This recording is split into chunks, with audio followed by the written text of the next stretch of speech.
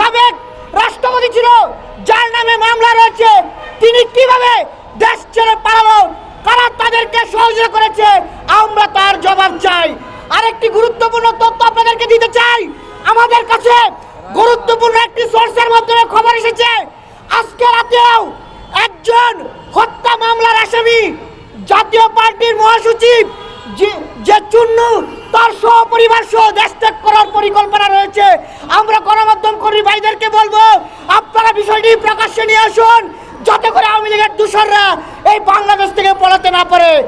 আমরা সরকারকে বলবো, এই সরকারের কাদের কি ভূমিকা ছিল আমরা প্রত্যেককে চিনি, আমরা কিন্তু কারো বিন্দুমাত্র ছাড় দিব না।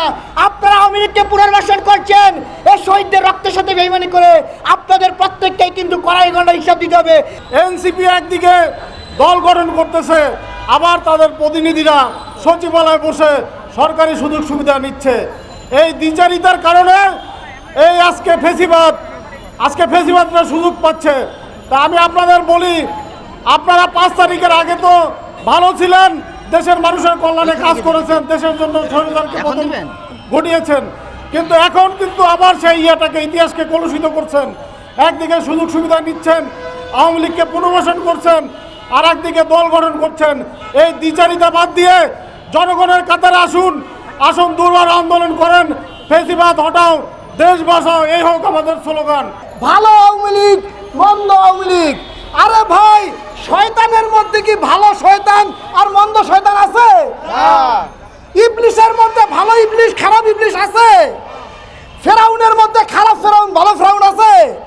নমরুদের মধ্যে ভালো নমরুদ আর খারাপ নমরুদ আছে? নাই।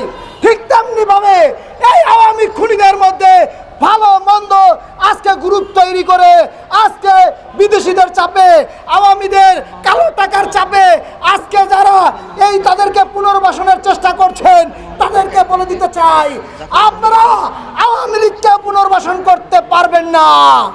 আপনারা যে বিদেশি প্রভুদের প্রেসক্রিপশনে কাজ করছেন, তাদের প্রেসক্রিপশনে আমরা আপনাদের মানবিক করিডোরের নামে আমাদেরকে যে একটি পক্সি ওয়ারের দিকে ঠেলে দিচ্ছেন, আমরা সেই ষড়যন্ত্র বাস্তবায়ন করতে দিব না।